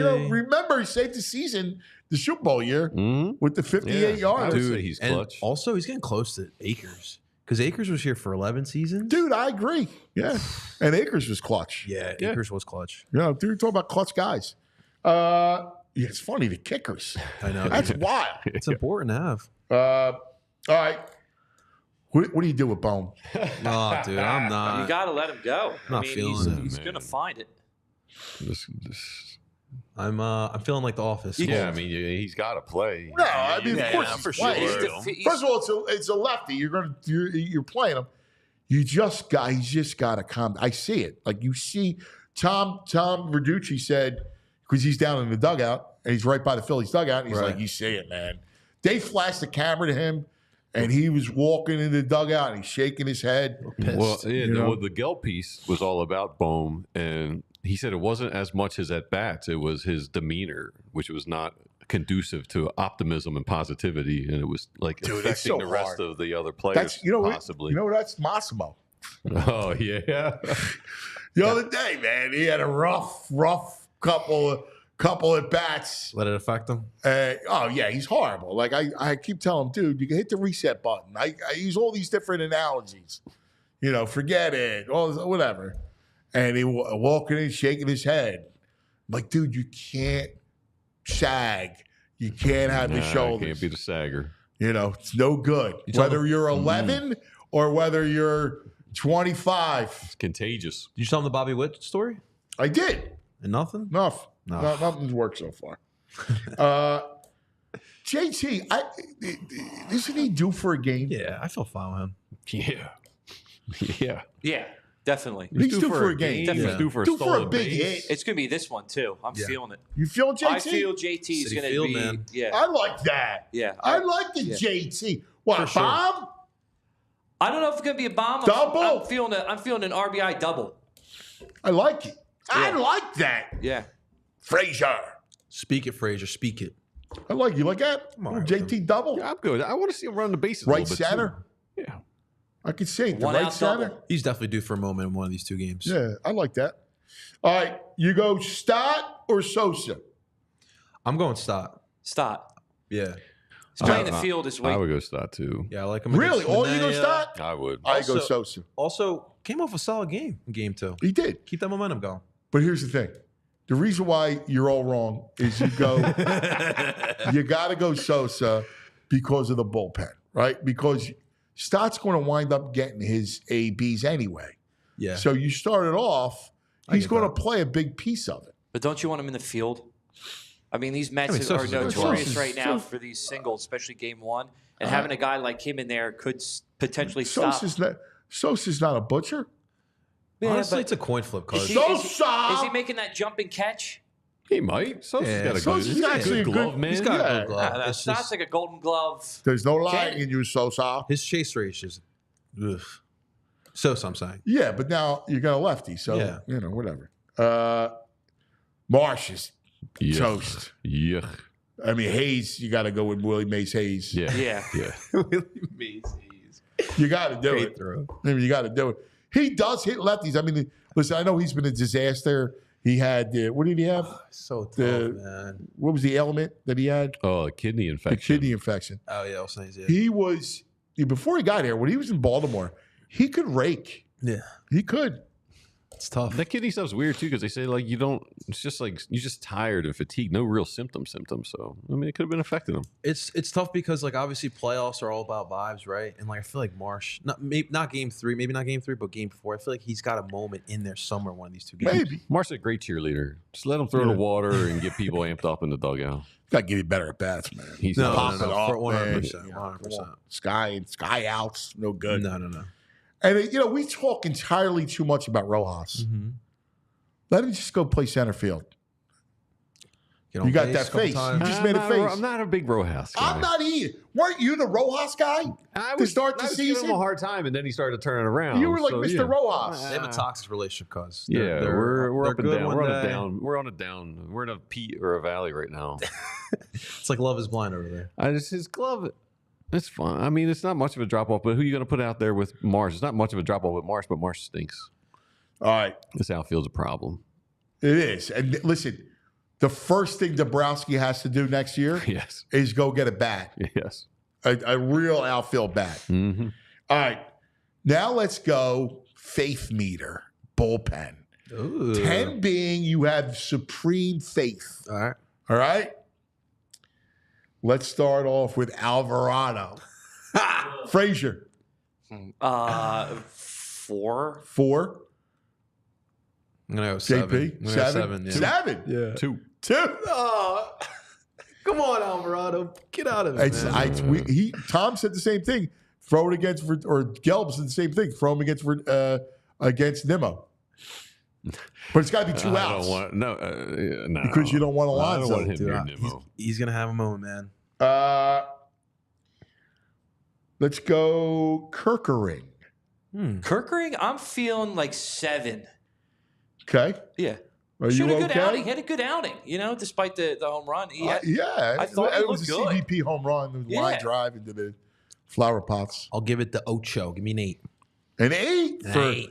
wow. Ryan. What do you Yeah, I'm got? like 7. I just want to see him.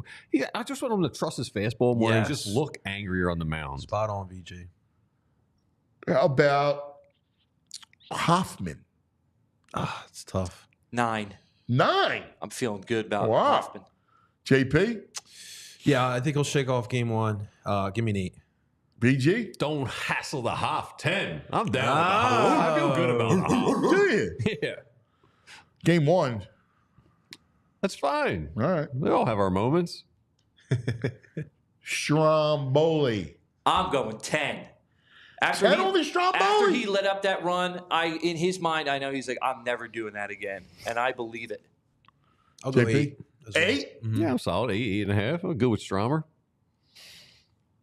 8.5. Yeah. That's That's calm. here, man. Strom's been good. That's 2 bad games. What did Tooch call him? He called him something. Tooch needs a gummy. I might have to visit Tooch. The show from Tooch's couch. Estevez. Yeah, 8. I feel good about him. Well, he looked good. He looked good in 1 inning. He threw. Yeah. Best walkout song in baseball. Give me a 10. Yeah, I'll go with a 10 with him. Yeah? Yeah. Well, 10 up? Yeah. He also does the Dragon Ball Z. Oh, dude. Yeah, how do you not love Command, that? 6.5. 6.5. Oh, come on. come You ain't no on, it's Dragon cool. Ball Z, man. Dragon Ball Z. How about where you at with Nola tonight? Frazier. I think he's going to kill it. I'm going 10, 11, Give 12, me the 13. line. Give me his line. I think he's going to go 7 innings. 7 innings? Yeah. I think he's going to get 8 strikeouts. 7, 8 Ks. And How many he's- runs? 1. 1? What do you got, JP? I got 7 innings, 7 Ks, and 2 runs. What you got, VG? I think 6 in the third, probably 8 Ks, 2 runs. Yeah. I got 6. I got 8 Ks.